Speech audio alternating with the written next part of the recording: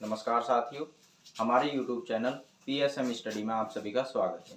तो दोस्तों चलिए, कल हमने सीखा था आव्यूह के कुछ बेसिक और आव्यूह का क्वेश्चन नंबर फर्स्ट 3.1 का क्वेश्चन नंबर फर्स्ट। तो दोस्तों आज हम सीखेंगे 3.1 का क्वेश्चन नंबर 2। यदि किसी आव्यूह में 24 अवयव हैं यानी 24 अवयव यानी एलिमेंट है तो इसकी संभव कोटियां क्या है। यदि इसमें 13 अवयव हों तो कोटियां क्या होंगी। तो दोस्तों मैंने आपको कल बताया था कि सबसे पहली बात तो कोटियां होती क्या है। तो दोस्तों कोटियां क्या होती हैं? पंक्ति की गुणा और कॉलम, यानी कि रो गुणा कॉलम। तो अब दोस्तों अवयव, किसी भी आव्यूह में अवयवों की संख्या क्या होती है? अवयवों की संख्या क्या होती है?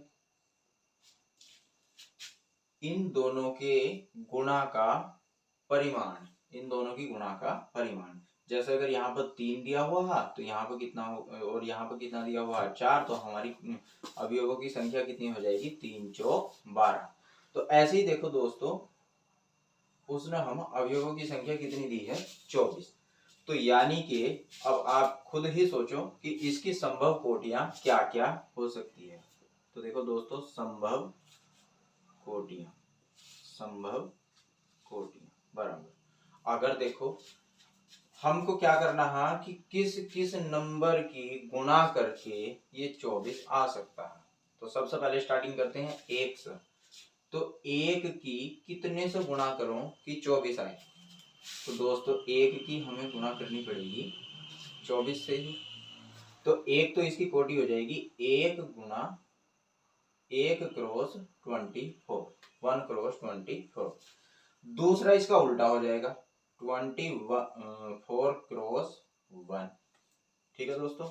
फिर देखो 1 से नेक्स्ट नंबर आता है 2। 2 की कितनी बार गुणा करें कि 24 आ जाए? तो 2 की कितनी बार गुणा करनी पड़ेगी हमें? 12 बार, यानी 12 बार। तो 2 की 12 बार गुणा करने पर कितना बनता है? 24। दूसरा हो जाएगा इसका उल्टा, 12 को इधर लिख देंगे और 2 को इधर लिख देंगे। फिर आता है नेक्स्ट 3। 3 की कितने से गुणा करो कि 24 मिल जाए हमें? तो 3 की गुणा करनी पड़ेगी 8 से, 3 अट्ठे 24। दूसरा इसका उल्टा, 8 गुणा 3। फिर आता है नेक्स्ट हमारे पास 4। 4 की कितने से गुणा करो कि 24 हो जाए? तो 4 गुणा 6 और इसका उल्टा कर देंगे 6 गुणा 4। नेक्स्ट 5। 5 से के पाड़े में ये आता ही नहीं है। फिर आता है 6, वो हमने लिख दिया। तो दोस्तों देखो, अब ये इसकी संभव कोटियां, सारी की सारी संभव कोटियां, यानी इतना ऑर्डर इनका हो सकता है। अब दोस्तों इतना करने के बाद में आगे उसने क्वेश्चन में पूछा है कि यदि इसमें कितने 13 अवयव हो तो कोटियां क्या होगी। तो देखो अब उसने अवयवों की संख्या कितनी कर दी? 13। अवयवों की संख्या कितनी कर दी? 13। अवयवों की संख्या बराबर 13। तो देखो किन किन नंबर की गुणा करने के बाद में 13 आ सकता है? बताओ किन किन नंबरों की गुणा करने के बाद में 13 आ सकता है? तो सिर्फ एक ही नंबर ऐसा है, 1, जिसकी हम 13 से गुणा करने पर 13 बना सकते हैं। तो दूसरा इसका उल्टा हो जाएगा, तो ये आंसर हो जाएगा। अब दोस्तों आइए बढ़ते हैं क्वेश्चन नंबर 3 की साइड। तो देखो क्वेश्चन नंबर 3 बिल्कुल क्वेश्चन नंबर 2 के ही जैसा है। उसमें क्या था? यहाँ पर 24 और उसकी भी संभव कोटियां पूछी थी। इसमें क्या है? यहाँ पर 5 और उसमें क्या था? वहां पर 13 यानी 13। तो ये क्वेश्चन हूबहू वैसा का वैसा ही है। तो ये क्वेश्चन आप सेल्फ ट्राई करोगे। तो चलिए दोस्तों अब हम बढ़ते हैं नेक्स्ट क्वेश्चन नंबर 4 की ओर। क्वेश्चन नंबर 4 में दिया है एक 2 क्रॉस 2 आव्यूह, यानी 2 क्रॉस 2 का मतलब कोटि इसकी कितनी दी है? 2 और 2, यानी इसमें 2 रो हैं और 2 क्या है? कॉलम।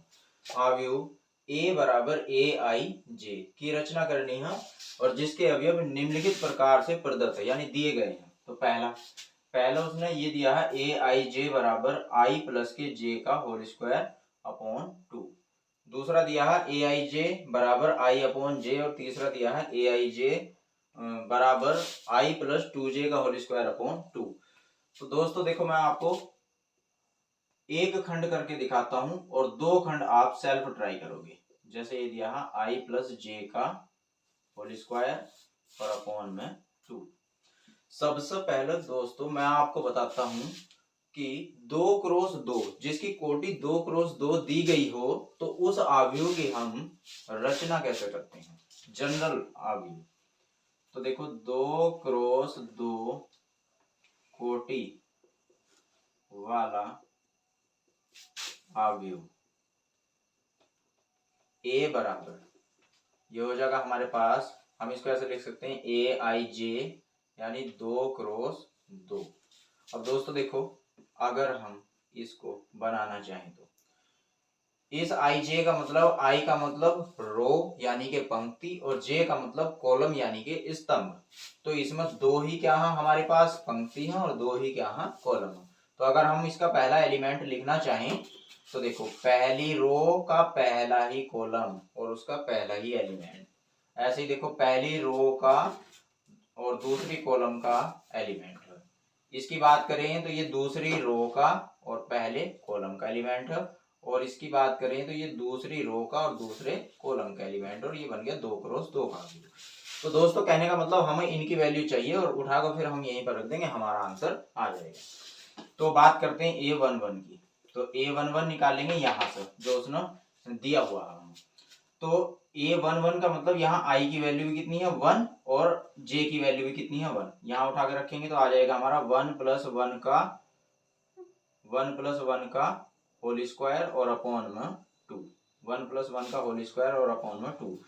1 और 1 जोड़ के हो जाएगा 2, 2 का स्क्वायर अपॉन में 2। 2 से स्क्वायर कट जाएगा, कितना आ जाएगा 2।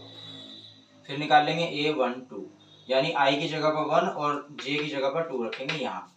तो I की जगह पर 1 और J की जगह पर 2 रखेंगे, स्क्वायर अपॉन में कितना 2। 1 और 2 जोड़ के हो गया 3, तो 3 का स्क्वायर अपॉन में 2। 3 का स्क्वायर होता है 9 अपॉन में 2। नेक्स्ट आता है A21, तो बराबर हो जाएगा वो 2। देखो दूसरी रो और पहला कॉलम, तो यानी I का मान 2 और J का मान 1 यहाँ रखेंगे। I का मान 2 और J का मान 1, तो 2 प्लस 1 का स्क्वायर अपॉन 2। तो 2 प्लस 1 कितना हो जाएगा 3, 3 का स्क्वायर अपॉन 2, 3 का स्क्वायर हो जाएगा 9/2। कितना समझ में आ गया।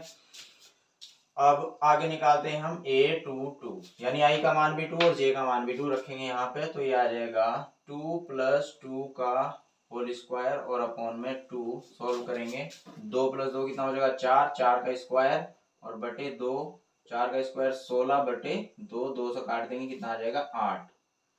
तो दोस्तों ये हमारी सारी वैल्यू निकल गई हैं और अब उठा के हमें यहाँ पर रखनी है। तो आव्यूह क्या आ जाएगा हमारे पास, आता है आव्यूह ए बराबर आ जाएगा हमारे पास A11 की वैल्यू कितनी निकाली हमने 2, तो यहाँ पर आ जाएगा 2। A12 उसकी वैल्यू निकाली 9/2, तो ये यहाँ पर आ जाएगा।